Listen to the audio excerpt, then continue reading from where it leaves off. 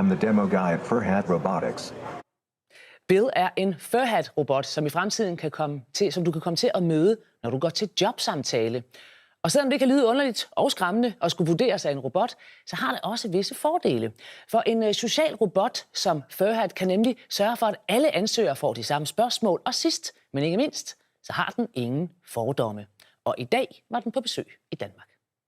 My job is to show off our robot. Mød Bill, en robot, som man kan føre en samtale med. It's a social robot built to interact with people in real-world situations. Og som ser ud, som om den viser følelser. Okay, here comes a smile. The vision for our company is to be able to interact with technology the way we interact with each other. Furhat Robotics har brugt de sidste 4 år på at udvikle robotten. Can you speak any other languages? I can speak English, German, Spanish, French and Portuguese. My other personas can speak Swedish and Chinese. De har skabt et menneskelignende ansigt, der kan efterligne udtryk og mimik. Okay, here comes a disgust.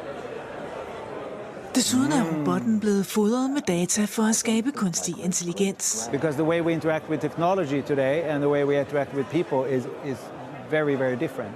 And what we are doing with people is something that we've done since we were born. So maybe it's a way to bridge this gap between technology and ourselves. I want to learn how to interact with people the same way you interact with each other.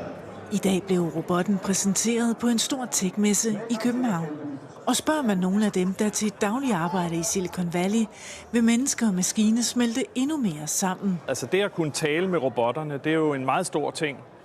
Og ligesom gøre dem mere menneskelige på den måde. Det er jo noget, der fylder rigtig meget i USA. I alle hjemmene i USA findes der jo snart en Alexa eller en Google Home, som man taler med i stedet for at skrive på computeren.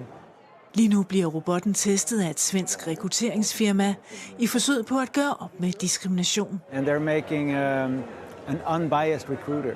So someone who can take the interview aspect of it without concern about your looks or your race or your age or your gender, these things.